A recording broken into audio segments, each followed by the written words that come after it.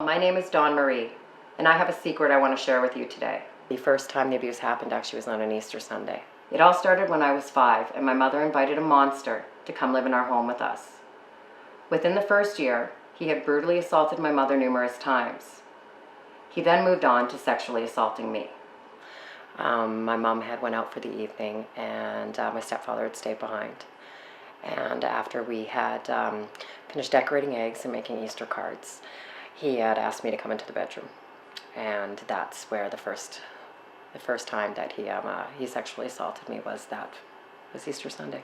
25 years ago, I broke out of a prison. It did not have bars on the window or visiting hours on Sunday. This prison was built out of terror and fear within my own home.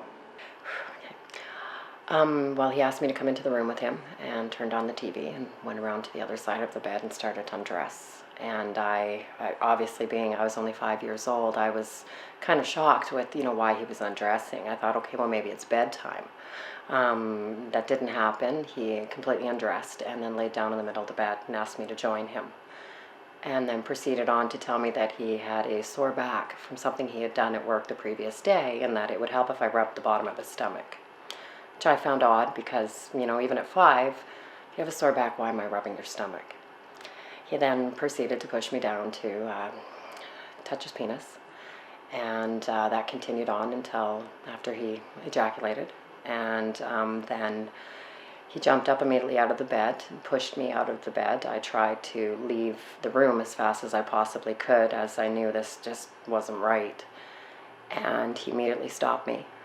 Forcefully grabbed me by my shoulders and shook me, and then yelled at me that if I told anybody that anything about what had just happened, that he would immediately go and kill my father. The very bed I slept in, the kitchen table I ate at, even the backyard I played in, was encased in this madness. My daily life became filled with fear and terror. He would continue to sexually assault me at least 3 times a week until I reached the age of 12. He then began to rape me. Probably the worst that stands out was the first night that he actually raped me. That was probably the worst. It happened on New Year's Eve. And we had a bunch of family in town that were down, and they were having some kind of just little New Year's gathering at the house. And I was in my room watching TV. I was 12 years old. And fell asleep in there, after a few hours, and the party continued on out there, and around 3 o'clock in the morning, the house got really quiet, and I noticed him coming into my room.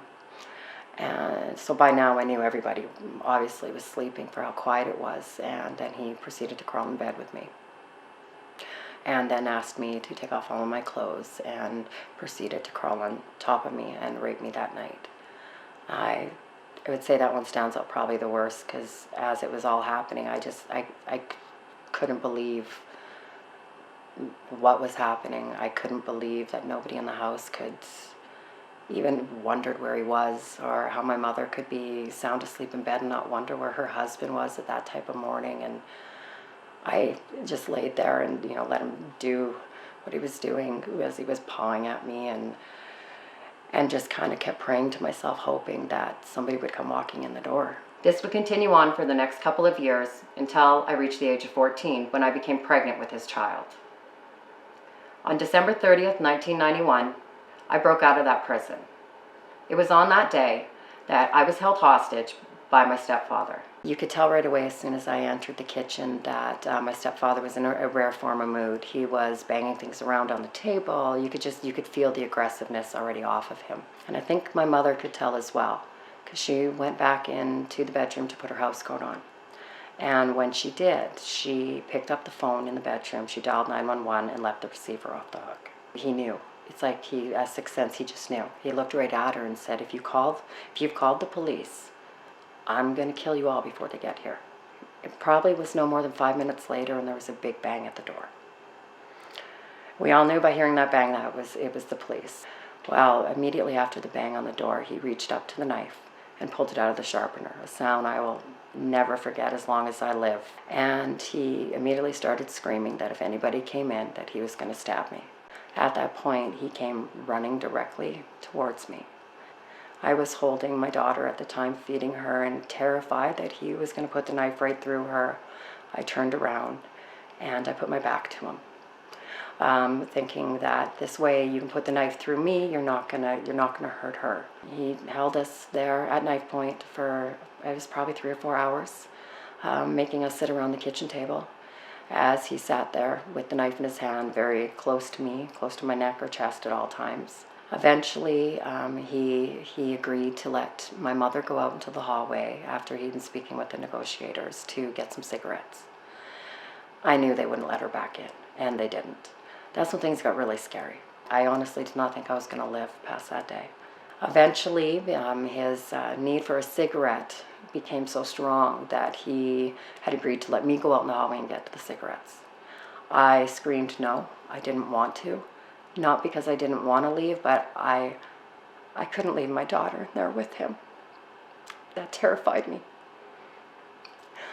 But he forced me to, because he told me if I didn't go out and get them, that he would kill her. So I knew that I had to. I fought them. It took 4 of them to take me down that hallway. I was trying everything in my power to get back in that house to my daughter. They removed me and my mother to the side of the building and put us in a police car outside. Then they started to get ready to initiate to go into the apartment building. And at that point, because one of the police officers outside, we could hear everything on radio. An earth-curdling scream came out of my daughter. And in that moment, I thought she was dead, because I had never heard her scream like that. Within seconds of that scream, my stepfather came out of the apartment building, placed my daughter out on the floor, and tried to run back in. After they secured her safely, they then pursued into the apartment after him and secured him. The next day, the newspapers mentioned that we were all released without harm. However, there was no mention of what really happened. The Edmonton police had saved lives.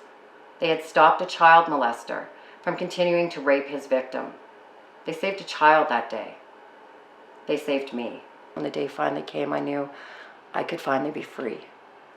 I'm choosing to stand here today to advocate for every person who has been or is being sexually abused. I know you may be asking yourself why you should care about what I have to say or my story. And the truth is, we should all care. Child sexual abuse is something as a society that we still have a lot of issues talking about. And I really believe it's time for that to change. And here are the reasons why. Right now in the province of Alberta, there are approximately 785,000 children between the ages of 0 and 14.